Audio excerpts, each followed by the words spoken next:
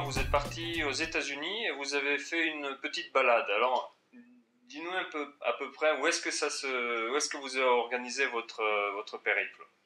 Donc en fait, le but c'était de faire tout l'Ouest américain. Donc avec des passages clés comme Monument Valley, Vegas, la Californie, tous ces coins qui sont des coins, on va dire mythiques, hein, les grands westerns américains, quoi. Donc ça demande quand même une préparation au niveau de l'itinéraire, parce que c'est quand même des itinéraires qui peuvent être aussi bien dans des espaces aériens non contrôlés, où là il n'y a pas vraiment de grande préparation, mais on est quand même confronté à des endroits où il y a des classes, des airspace en Bravo, avec beaucoup de trafic, bon, un petit peu autour on est parti de Los Angeles. Donc les itinéraires, il faut quand même les étudier. La phraseo, il faut être quand même un petit peu à l'aise. À partir de là, après, ça reste quand même relativement assez simple de voler aux États-Unis. On a négocié un package d'heures, on a acheté un package d'heures, et puis après comment dirais-je, une fois que tu fais ça, tu fais un check-out, hein, de licence un jour, et comme n'importe où, on fait un test en vol, on fait un test en vol. Donc ce qui s'est passé, c'est que quand on a pris l'avion, j'avais mes licences à jour, tout était à jour. J'ai eu un entretien avec un instructeur, on a parlé un petit peu de la réglementation et voir un petit peu si je savais un petit peu la réglementation américaine.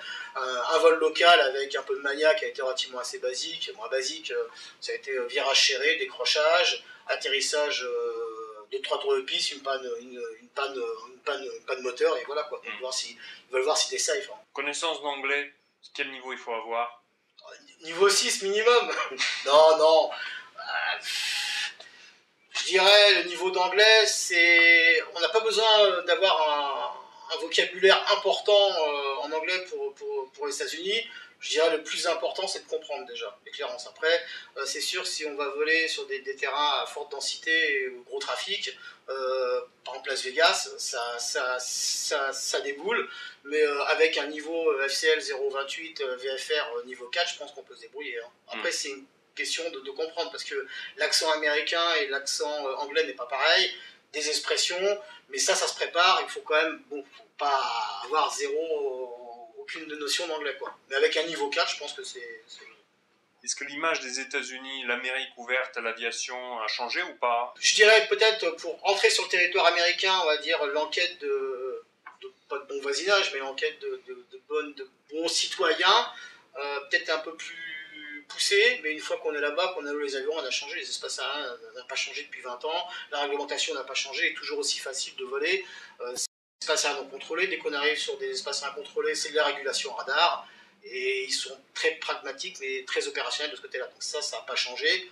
Peut-être un peu plus de trafic par endroit, et encore, j'ai pas vu de grande différence. Ça reste toujours quand même l'Eldorado de l'aviation.